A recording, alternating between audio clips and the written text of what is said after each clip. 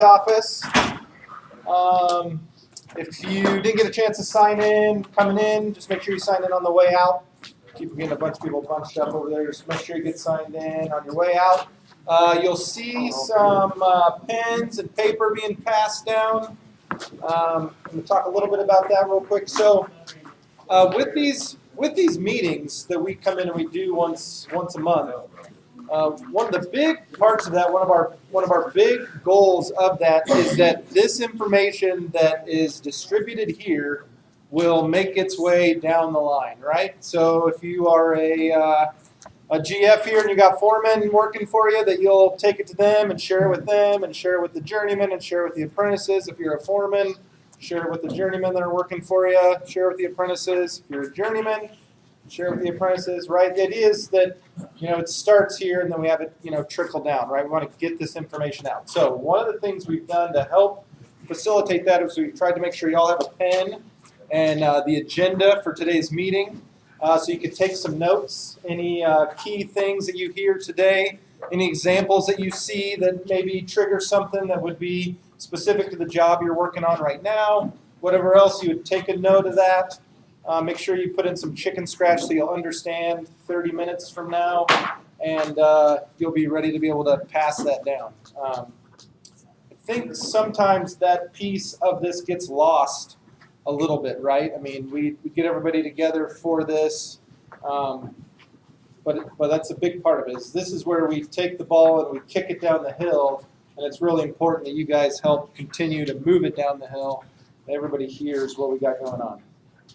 So if you will do that, that would be awesome. We're going to continue to work on this process and fine-tune it.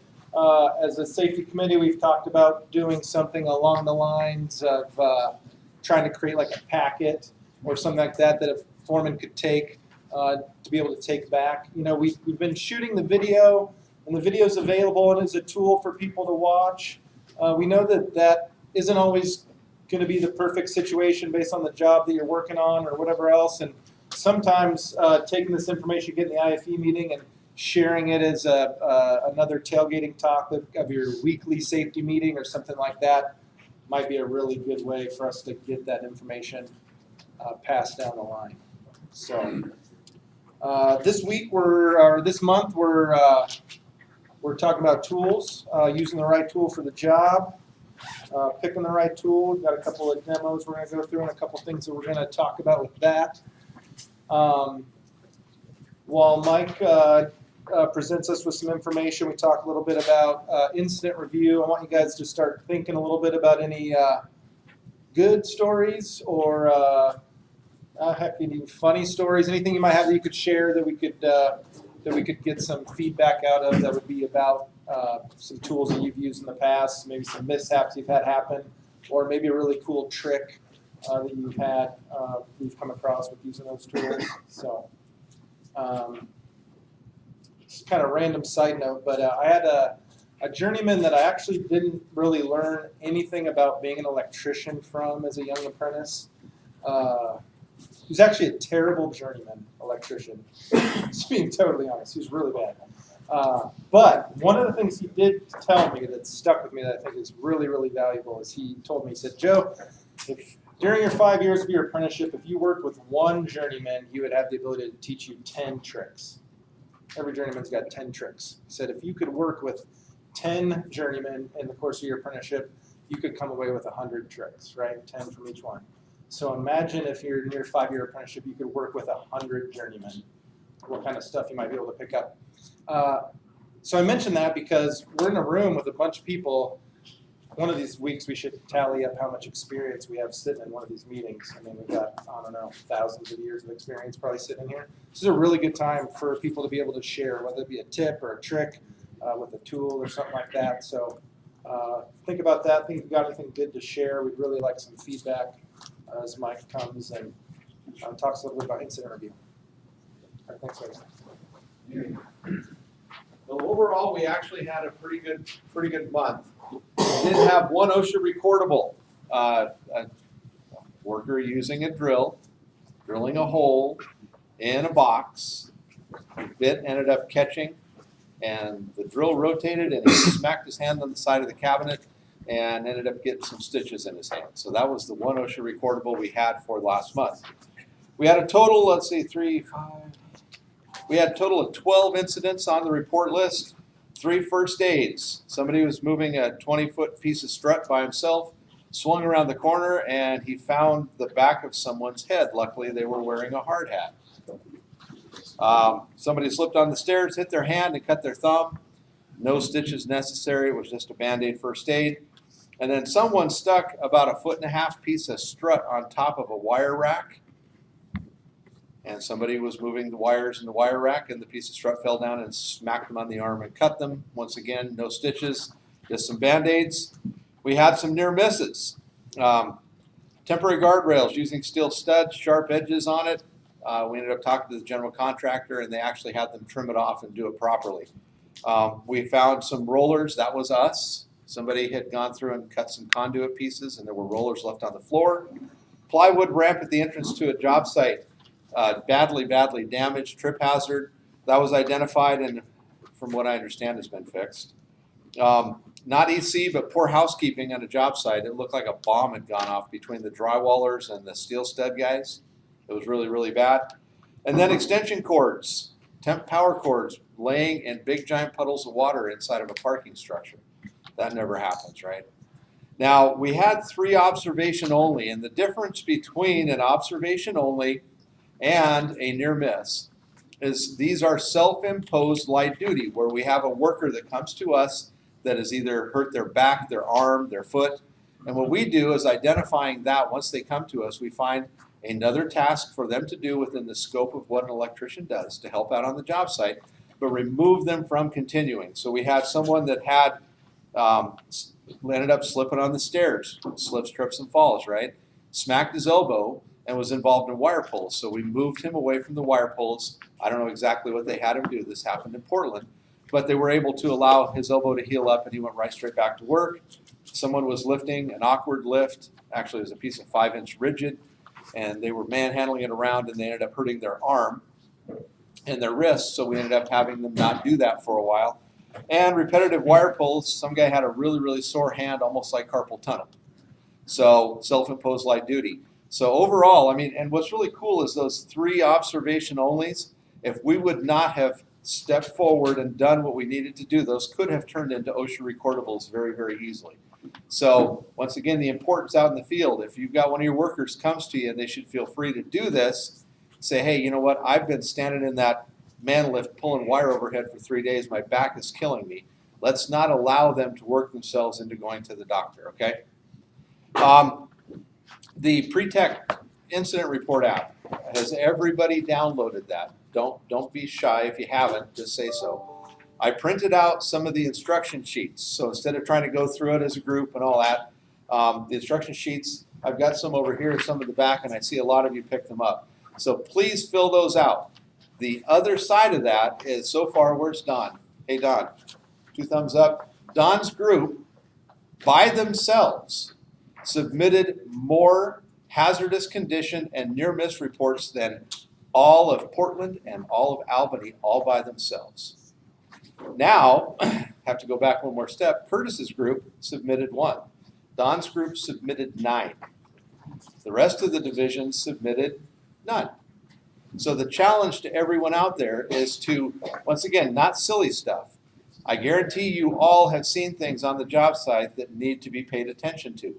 That's the idea of why we have this Pre-Tech app. It takes a couple seconds, boom, report, done. Now, we are being judged as a division, as a Seattle division, we are being judged in comparison to the other groups within EC. They call it evidence safety commitment. The more near misses and hazardous conditions we report compared to the number of injuries we have comes up with a ratio, and that number is being tracked by corporate. So if we submit 0, which we have done for a few months until Don's group really stepped up to the plate, if we submit 0 and we have 1 injury, then that ratio gets really skewed in a bad way, and we look bad as a division.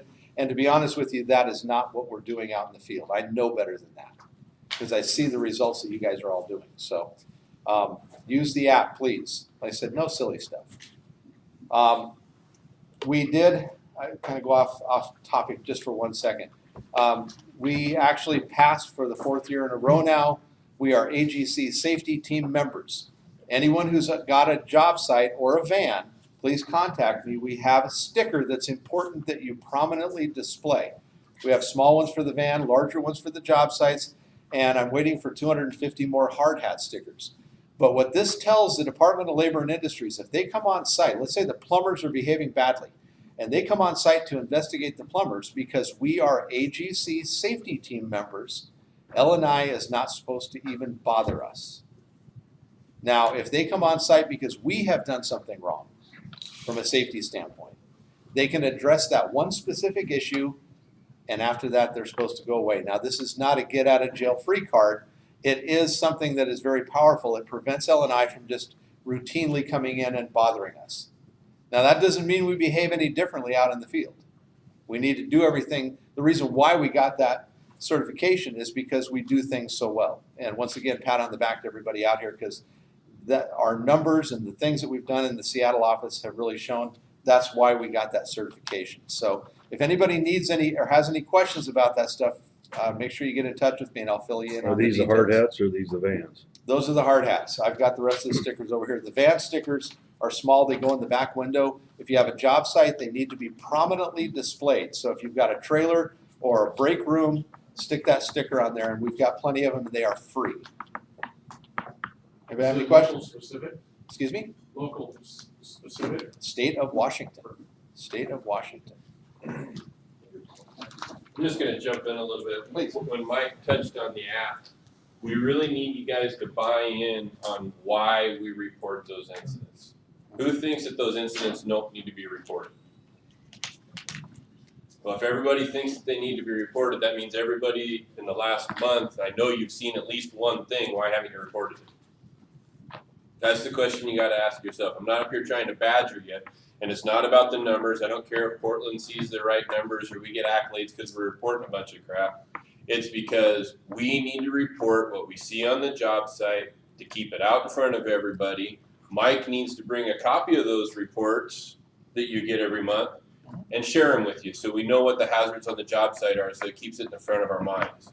You can do that. Now the other thing, the reason is, and the reason that the shop is chasing after the number of incidents reported is, I'm going to ask you guys this question. This is a tough question.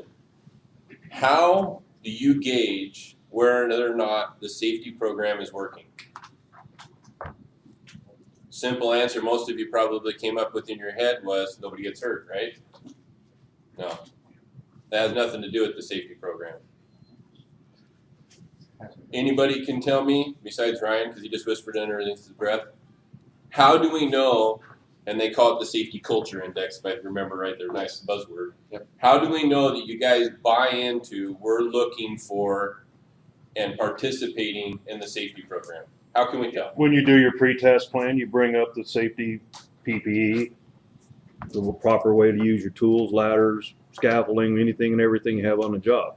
Perfect. You walk around the job, you tell them about open excavations, overhead cranes, work windows going in, anything that can hit them in the head. Tell them to stop, look before they come out of a building so that something doesn't get dropped on their head. And the pre-task is you're identifying the hazard before you encounter it. Right? So the simple answer is you're going to report stuff that you see in the field that's an incident or a hazard or a near miss, and the handy, easy, dandy way to do it is in the app that Mike found. We're trying to make it easy for you. But that's how everybody knows that you guys buy in and you're keeping your eyes open and you're willing to take a moment out of your day to bring up something you see in the field. That's what the purpose is. So how many people in this room? How many people we think we got here? 40, 50? 50. Why can't we have 50 reports next month? That's only one per person. One per person. You can't tell me you can't find one thing out on a job site. And it doesn't have to be us. You can observe another craft, another trade, the owner you're working for, anything, right? Somebody driving on bald tires.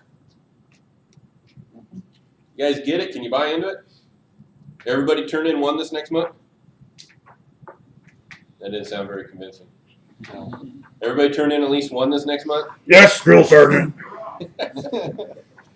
I literally just wrote down, I gotta get familiar with the app because a lot of people are not familiar. Hey, you know what? If the app doesn't work for you, fire off an email, fire off a text message. Let's just get it out there, get used to doing it, get used to reporting stuff you see. The easiest thing to do is when you go out to your job site tomorrow, pull up the app, take a picture of wherever the condition is. I guarantee you, within an hour, you can find a condition on your job. I guarantee you I could. Every time I go to a job site, I take a picture and send a hazardous condition in. Part of the reason we have 9 in my group is because I've been doing that. And I've charged all my PMs to find one a week, just one a week. I guarantee you I can find one on every job site easily. If you guys go up, pull the app up, and download it and actually input that hazardous condition, and you did it every day for a week, you'd be very familiar with that app. It's super easy to do. I can do it. If I can, you guys can do it. It's very easy to use. Yeah, you can go through and actually do the full reporting process. The very last step that you do when you do it is press send. Right next to the send is an X button. When you get to that screen, it actually will pull up a copy of what's going to be sent. So you'll see all your writing, the formatting, the picture, and everything else. You look at it and go, yeah, that's cool. And hit the X button, and it'll delete it, and then you can start over again. So it's really not hard. It's very, very easy. Spelling errors are allowed, there's no grading. It does spell check, too. No one's going to say it was a bad condition. I took pictures of a box out in the warehouse where they took the packing and threw it on the floor. And I stepped back and took a picture of the guy standing next to it and called it a fall hazard or trip hazard. Yeah. I mean, really, but I would just want to use the app and get familiar with it. Yep. Every day I walk out in that warehouse, I can find a hazardous condition. Is Kenny here? I'm not picking on Kenny, but they're out there. There's all kinds of stuff out there that can be hazardous. You know, there's no excuse for somebody not to be able to find a hazard. Sorry, Kenny. Okay. Who's next? Couple demos. Yeah, if you open the drill. Got that video? I thought that said Joe Dirt.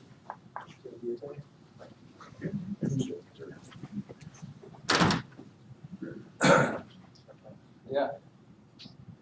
A lot of torque on that. So this dude was doing like head-to-head DeWalt to Milwaukee comparison. It gets pretty good though. It's pretty funny. He's done a great job. He's got like a gas mask on, unless in case he lets the factory smoke out. He's got it all chucked up here with these 2x4s. I mean, got it all planned out here. Does anybody know what's coming here? Just micro. No, it's not micro. It'd be better if it was, but It's like arm wrestling. just narrating. He's real excited. And then he's like, oh, I'm just going to pick this one up out of there and... There's first injury. I don't even hear it because that was a terrible idea. Okay, that's all I got. I thought that was pretty funny. I was actually, yeah. Of course, we use Milwaukee up here, right? They use DeWalt down in Portland and stuff. So I actually found this video because I was wanting to see a side-by-side comparison. And then I ran into that little nugget and had a good laugh. So I thought I'd share it with you guys. All right, so we got a couple of us are going to come up here and do some demonstrations of some different tools. Talk a little bit about some things we can and can't do. Hopefully get some participation from you guys out there and thoughts you guys might have or whatever. So I got lucky and drew the straw of drills today.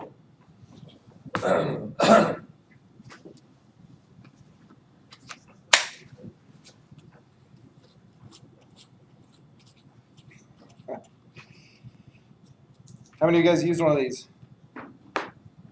Everybody. How many anybody can tell Joe what he's doing wrong right now? Not wearing his gloves. There you go. All right, nice. Where's your hard hat Kenny? and vest? And No PPP. That's right. No PPE. All right. How many people actually buy into you need to have gloves on when you use a cordless drill? Why? because when it twists around, because it's EC policy to have gloves on first. Other gloves? Other gloves, right? You're not supposed to wear those. What's that? You're not supposed to wear those. Yeah. What's the one occasion when you're using a drill that you shall not have on cutlass gloves? Hole. Yeah. A hole, right? What's that? You're not supposed to use cutlass gloves while using a rotating drill. No cutlass gloves while using a rotating drill? So what gloves should I wear? Leather. Leather gloves. All right. Man, these are with it. Leather gloves. All right, so we're getting close. We're getting close to having the right tool for the job here, huh? Somebody tell me why we don't wear cutlass gloves for the rotating tool. Yeah, how many people have seen that before, like a hole saw or something, right? Somebody's not paying attention, they go to chuck it up, they're holding onto it, you know? Has anybody seen that before? Seen that with a P&R bit, a guy have a pair of gloves on, right? He goes to chuck it up, and he's got the glove out there just a little too far, the P&R bit in there, and all of a sudden, when it finally locks up, it grabs that glove and goes to pull it off. Our cutlass gloves have Kevlar fibers in them. Kevlar does not break. A leather glove will actually tear away instead of drawing your hand all the way into the device. Pipe threaders are another really, really bad one. Those things don't stop right away, right? You take your foot off the pedal and they keep going. If your hand is stuck on that pipe, you're gonna get one flippy around with it. Yeah. The only thing is you want to take the battery off when you're checking it out. Here we go, take the battery off. How many people do that? Being honest, like how many people, they're gonna switch out a mag tip, put a drill bit in there, they take the battery off to swap it around. I got a couple. I like the honesty. I like the fact that not a bunch of hands just shut up, right? Actually, the other thing you can do, I know you're supposed to pull the battery, but for the quick easy, Yeah. you put the reverse switch in the center. Yep. You can't squeeze the trigger. There you go, right? That works. Don't spin the drill where you're trying to chuck it up, twist the thing. Yeah, twist it, right? Why? Yeah, it makes a clicking sound and makes you tell what how tight you are on there. Yep. So it doesn't slip out and you have more pieces. Yeah, totally, right? Don't damage the tool, right? How many of you guys actually engage and use the clutch on one of these bad boys? Yeah. How many use channel locks to tighten Or break them loose. Yeah. That's only on whole hogs.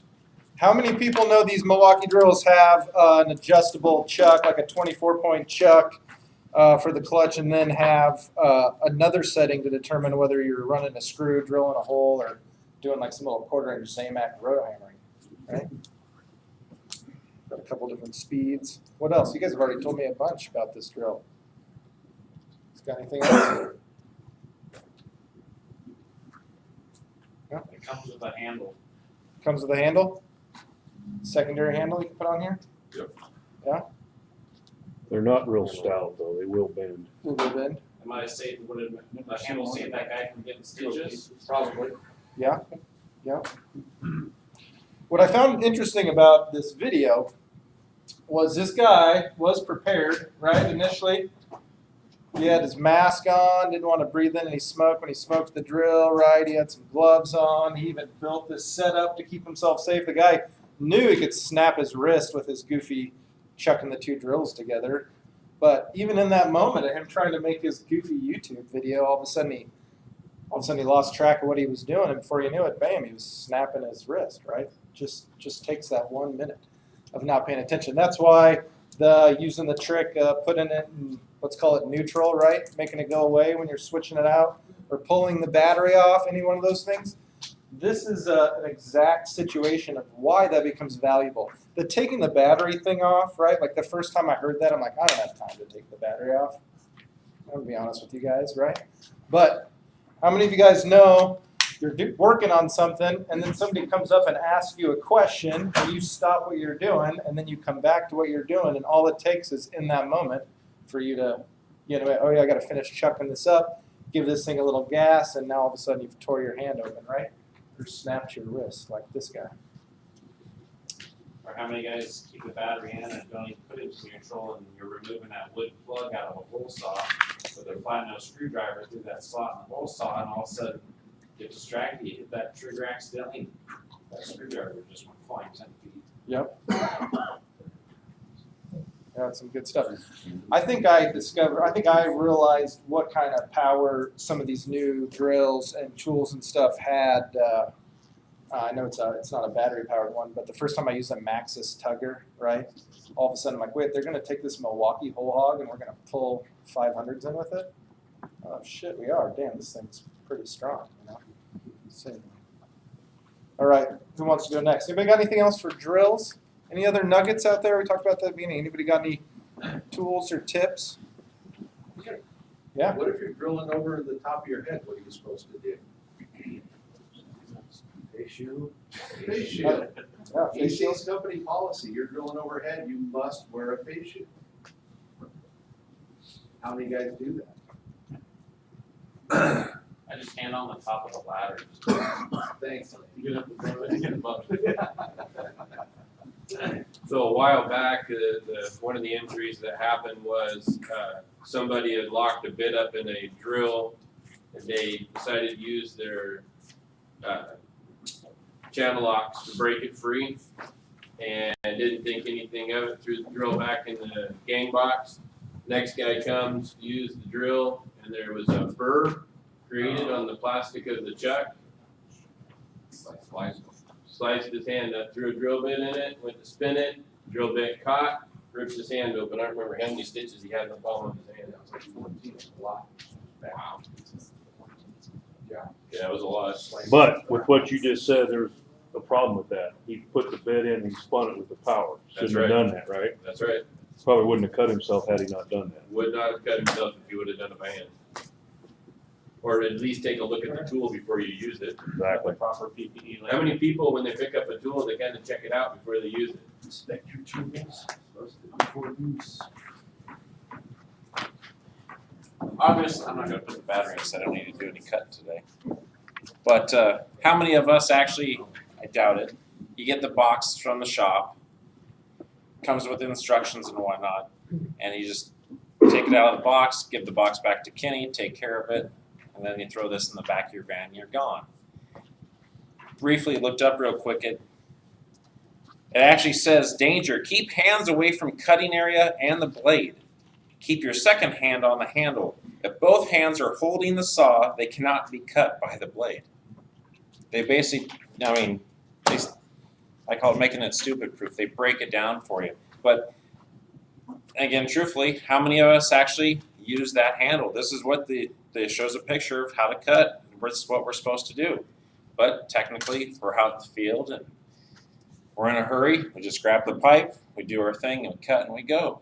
Or some guys, I've done it before, all you use, you'll cut your V-notch in your cart, put your pipe there and throw your knee up on it, and at least you can use both hands. Or the bender. Other guys will grab a bender. What is it? Racketeers, I think, makes looks like a speed square, and it does the same thing as the bender. You put your conduit through. Yeah, you have to get on the ground, but at least per EC policy, we're supposed to have two hands on the portaband, even the little 12-volt one. Something like you just got out of the 50-cent machine. It's so small, but and again, actually too. On the instructions, how it talks about how we're supposed to take the batteries out for changing the blade, and actually it even says remove battery even for storing it. Like Kenny's told me before in the shop, technically we're out in the field, we're supposed to take all our batteries out before we even put it in the back of our van. How many of us driving down the van, all that crap's rattling around the back, and all of a sudden you hear a drill going off? Got to pull over because hopefully it's not drilling into something in your tool bag or something else in the bucket with your other stuff. But and then again too, you're supposed to take the battery out, adjusting the foot, and change your blade obviously. But any other tricks of the trade that people do to? A lot of people don't realize that thing comes down blocks. People do not realize that. Right. It helps you cut. And then also it actually has a set screw, because some of the times, you go down, you set it on the ground and, oh crap, I gotta take this foot back out, because when you plopped it on the ground, it popped the foot back up. So they actually do come with a set screw on some of the old ones that you can actually put in the foot. Anybody else? Trick of the trade, so we can actually use both hands on the tool, besides crawling down on the ground and using your bender or the Racketeer speed square. They ain't gonna provide us with a tri-stand on every job or a vise on the back of your service van bumper. I don't know how legal it is or was, but I used to use like a 6-foot ladder, give it up on the second step, where it's out kind of a. Yeah, prop it in between it and then put your foot on it so you can at least get to it. Exactly.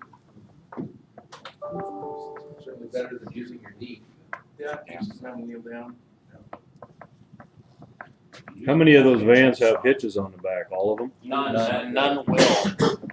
Per EC policy, none of them will have a hitch because we're not allowed to tow anything with an EC. But what would be wrong with bolting a vise onto the bumper?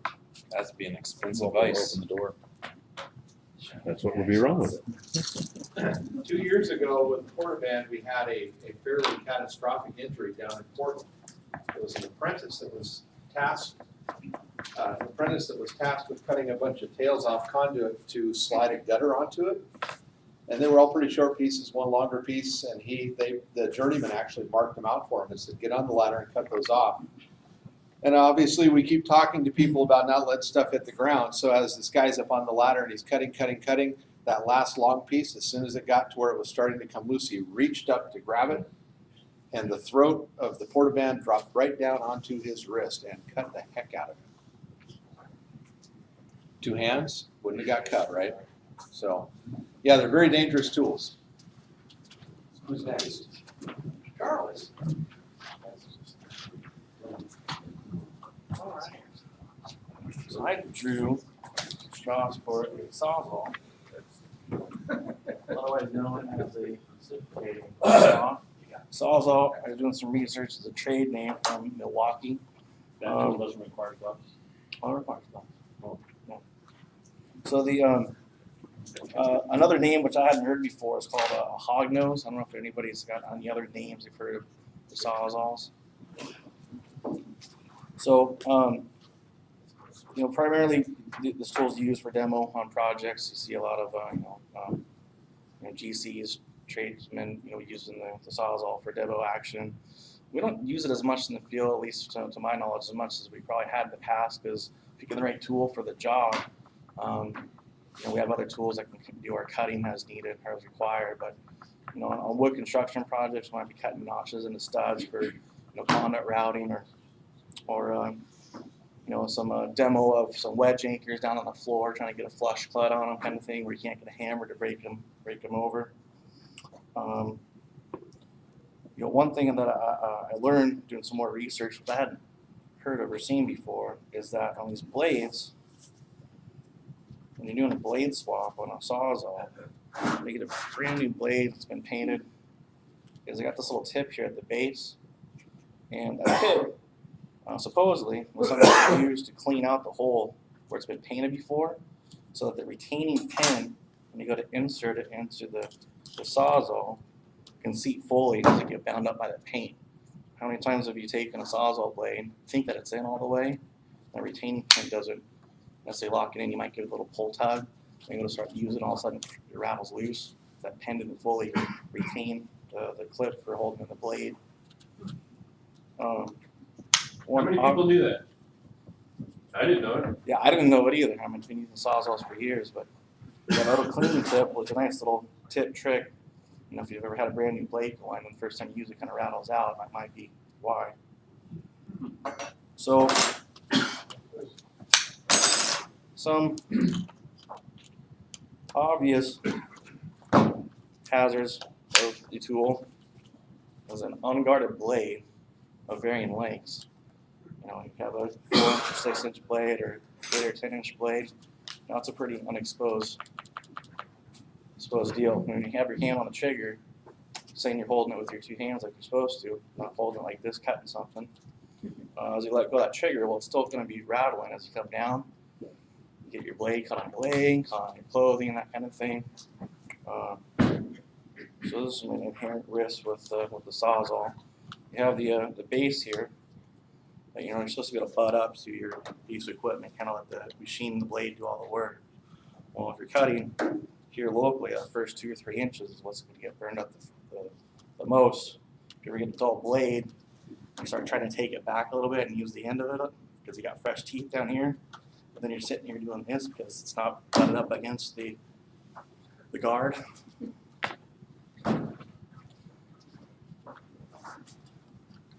So some common misuses, it's not using both hands with the tool. The overall grip, the orientation how you're using it. You have the blade reversed backwards because it's easy to cut up. Shrapnel coming back at you, obviously your eye protection, PPE. Cutting overhead, which doesn't necessarily mean like drilling overhead. Drilling overhead doesn't necessarily mean to be straight up. It could be drilling just over your head, drilling laterally but over your head. So the comment Elaine made about being on a higher up above the work, above your drilling portion is actually not a bad example of how to mitigate that risk of not drilling overhead. The same thing would apply for a sawzall. If you're doing any sawzall cutting overhead, face shield comes into play.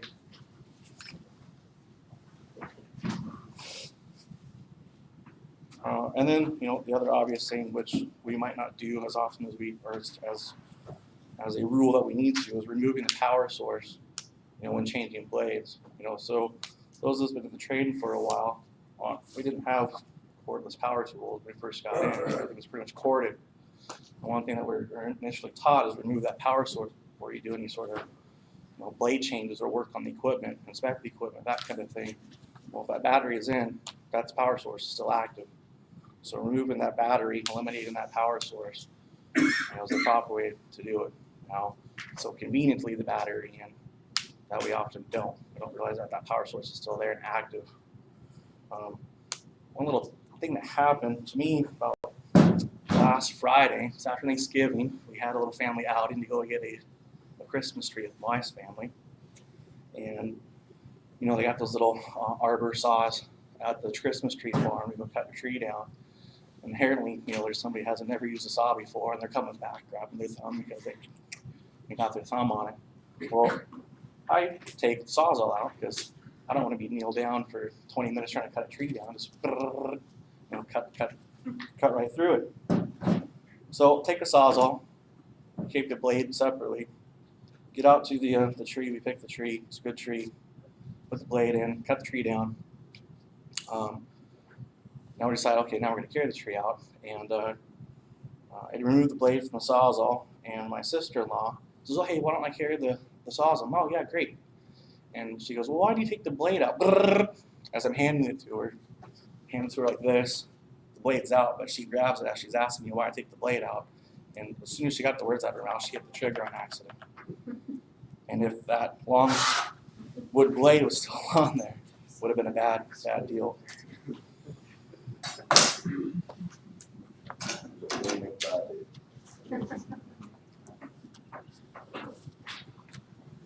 Here? You said stand on the top one, I don't think you could, I just would clarify what you said.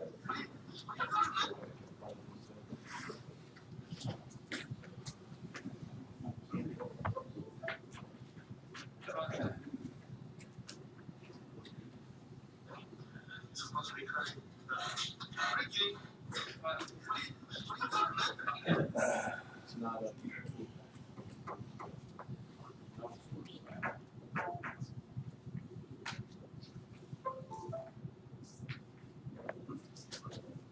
Who's got a power tool story while we're waiting for the technical difficulty?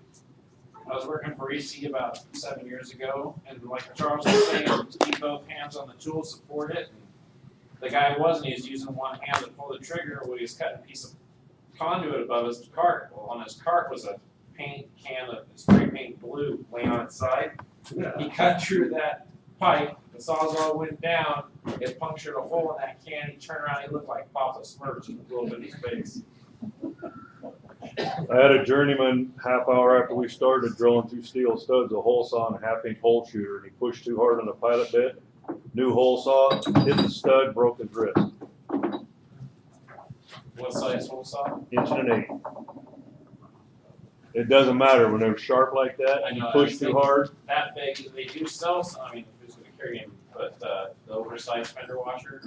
Yeah, that's a trick, or take the hole saw off, but he just, Guy, what? you knew a guy, you said. I didn't say Nick, you've that. gotta have a story since I want to speak up there. Never used power tools?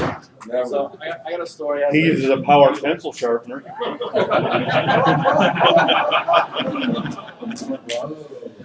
With gloves. With gloves. And safety and face Go ahead, shield. Charles. I was working with this guy my second year apprenticeship. We're out doing some service work, and I think we're down in the ditch, and we were looking to cut some PVC out. And he was at the time the sawzall what seemed to be the right tool for the job. So he asked me to go get a new blade out of his van. His blade was jacked up, and so I go to his van and go to grab a blade and come back and go to start cutting on this task. And he goes, whoa, stop! And I should revert back. This was a guy that lived pretty minimally, but he was actually kind of a millionaire. He had multiple houses that he accrued over the years or whatnot, but you wouldn't know it by judge a book by its cover kind of thing. At any rate, so I get this new blade on. I get it out. I go to start using it. He goes screaming at me, stop. Like, what? He goes, that's my lasagna blade. Lasagna blade? What are you talking about? He's like, yeah, I go to Costco and I'll buy those Stouffer's lasagnas and cut them up into little 4-inch squares and I piecemeal them out for my meals. This guy was stingy. He would just go out and buy this bulk of lasagna and use the sawzall to cut them all up and put them in the freezer for his lunches. And I got his lasagna blade for You should have used the table saw. Yeah.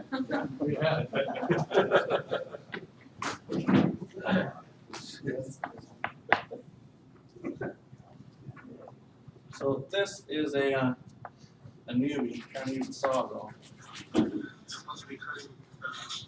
Yeah, that's good.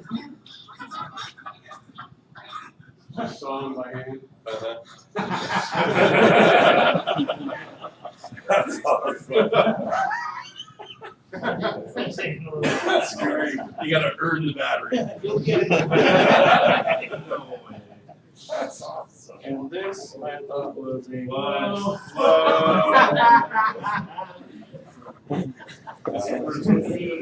That's good. When I was resorting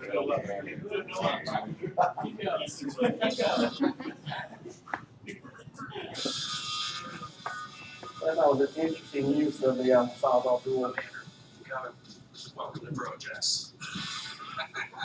We're going to be making a lot of drinks tonight. A bunch of people coming down, and everyone wants to try this martini recipe that Kevin invented. So instead of doing this all night, we're going to put a can on a reciprocating saw, a little ingredient bar, people pick what they want, and then boom, boom, and it's done. To make the reciprocating saw martini shaker, just took a reciprocating blade, bent it over itself, molded it to a can. Get our martini shaker fit inside that can. We're doing work for pretty much everything. The shaker is not quite as big as the can is, so I think we should be able to put this stuff in and get a nice tight fit on the can. Strap it down with a monkey cord. Where we went. Okay, slow this down. That's how you clean your drinks. That's why you're not a bartender. What do you like? Olives, vodka, vermouth, ice, floated. This has to be easier than just shaking up a martini, but when you've got 50 people coming, we want to turn this over to the crowd and not be doing it ourselves all night. One of the things that distinguishes a martini is the high class affair. The bartenders are dressed up nicely and they do a little shake, but we have is a black bean can and a reciprocating saw. This is the hillbilly martini for sure. Bartender? Yes.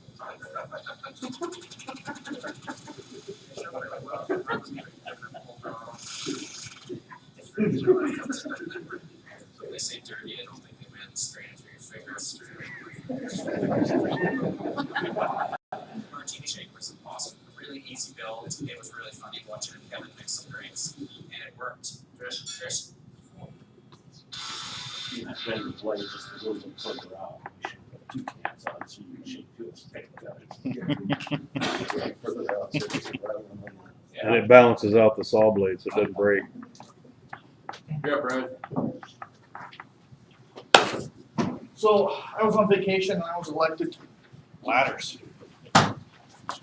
We have beat up ladders just about every IFE meeting. It's probably, well, it is the dangerous job on the job site because we use them every day, all day long. We're up and down them, right? So tell me of some things that we're supposed to do with ladders that we should be doing on job sites. Lock both legs into place. before you go up. Lock both legs. So have anybody actually been pinched by this thing here? Oh, hell yeah. Pretty brutal. This one's actually new, so it's pretty stiff. Probably wanna start with an inspection. Spec for, running broken running.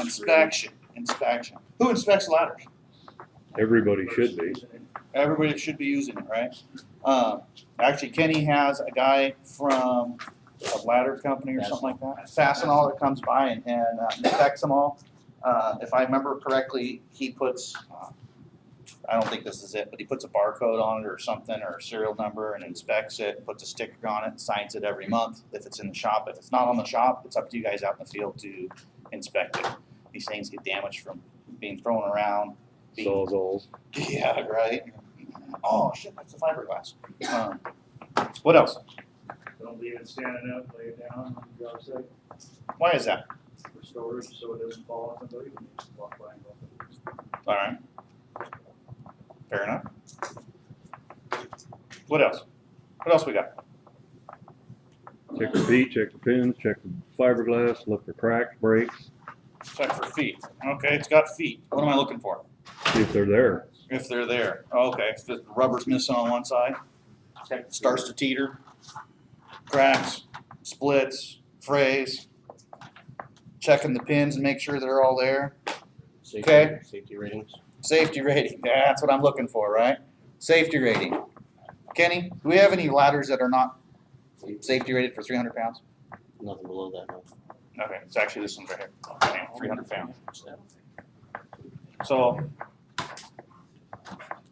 200-pound guy, tool belt, another 20 pounds, 100-pound light fixture, I'm good to go, right? I'm over. What do I do? Better rated ladder. Do we have better rated ladders? 350s, you can access 350s. Okay. Rent a Team lift. lift, right? Rent a lift. Team lift. What are we supposed to be lifting? 50 pounds?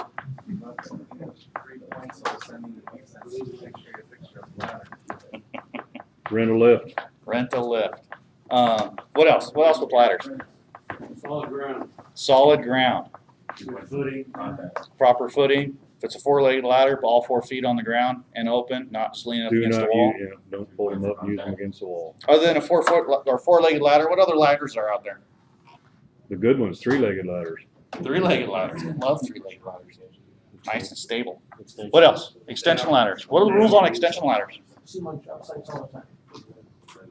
3 foot above your egress point, side off. What is it? I don't remember the angle. 4 to 1. 4 to 1 on the 4 to angle. 1 on the angle. Tie off at the top, 3 foot over top. Some of them actually have a, you put the handrail up on top that allows that for that 3 foot, so you can actually walk through it instead of having to go around it at the top. Don't overreach. Don't overreach. Move your ladder close to your work. Like this? Yeah, just bounce it. Walk it. Harness yo-yo, you gotta do a little something more. As Rutherford said, that angle, that 4 to 1, forget that, just do the fireman test, that actually shows you on the side of the ladder, the picture. Both feet on the bottom of the ladder, you put out your hand and the rung should be about palm. Okay. By standing straight up. Yep. The other type of ladder we have is like a little giant, adjustable. Anybody know the rules on that one? Donovan? Don't use it at all. I said didn't know what any. Oh yeah, we've got some little giants. I was asked for one of those and I said, we don't have any of those. Yeah, we've got some. Working in the stairs. Yep, perfect for stairwell working. Depending on how high you want to go.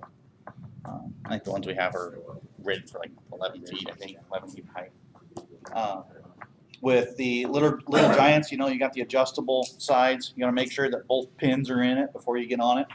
The new ones that we just got, you can actually click them in to be able to move it, and then you got to kind of give it a little bump, and it'll lock into place. One will lock, and the other one will stay open. You got to lock both sides. It's not fun going up when one side's not locked. It starts to tilt. What other tricks do we have? It's awfully quiet in this corner over here. Trench ladders too. Trench ladders. What are the rules on trench ladders? Awfully quiet. Put one on either side of the trench, right? Gotta have 2 means of You're not access. supposed to have any more than what, 24 feet, 25 feet between ladders? Yep. Yep. You And obviously don't usually want when you're working with trench boxes and trench ladders, they're usually digging it out and moving the trench box with it, so. But yeah, two means of exit, no more than 20 feet apart.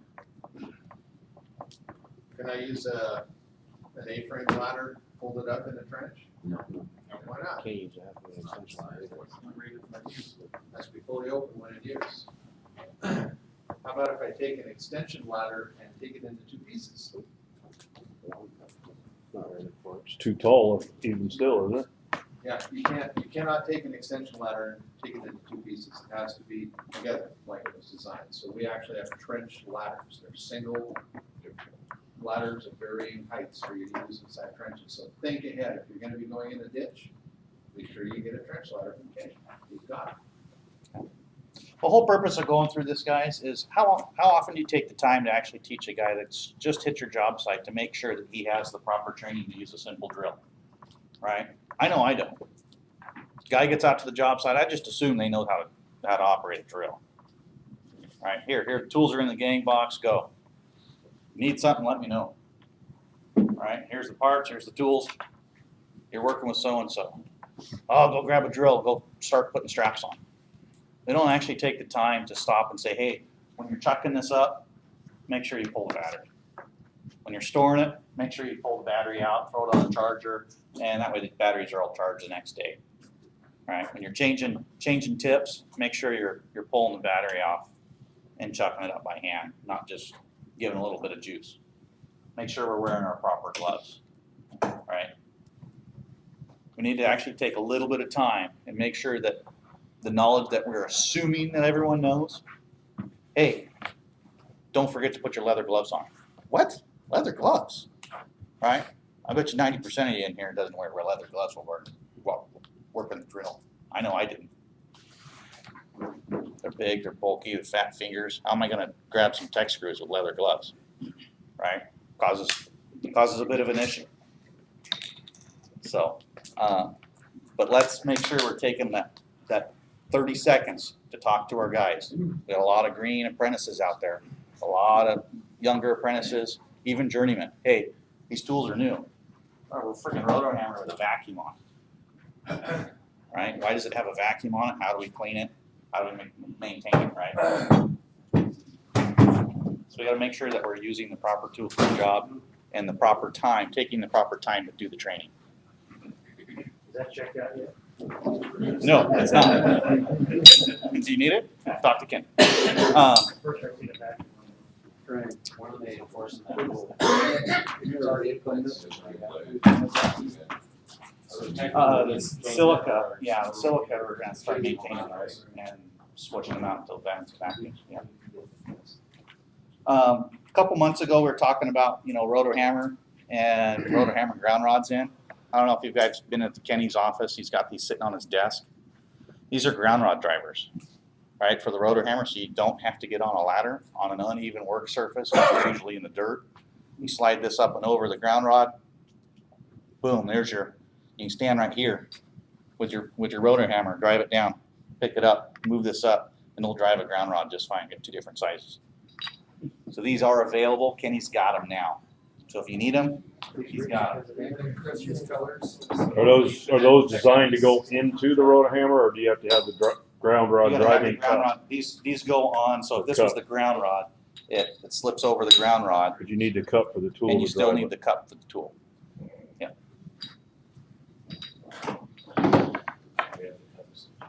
So now we have open discussion. What other tricks, trades of different various tools do we have? Executive commission. I'm gonna change it up. Hey! What you should. Because you all look like you're about ready to fall asleep. There's like 5 minutes left. I have a what you shouldn't do story here. My neighbor was putting up security cameras on the outside of his house. And used an extension ladder and put it up there, and I didn't see this happen, I just saw the aftermath. And he's up there, he's reaching over trying to do it, and the ladder slipped out from under him, and he happened to be right over his window in the garage. And what do you naturally do? You put your hands out to stop your fall, went right through the glass window, slit both wrists, and if his brother didn't come out, he would have bled to death.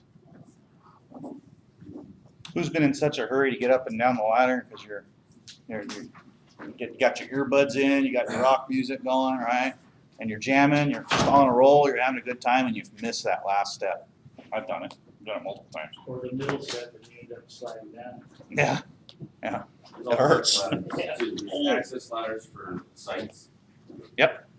Know a guy that was trying to carry an roll MC up, and trying to use one hand to go up, and reached, missed, and ended up grabbing a custom-made gutter system that was serrated, how they cut it, and he lacerated through all the tendons in his fingers, and it snapped all back into his wrists and tendons.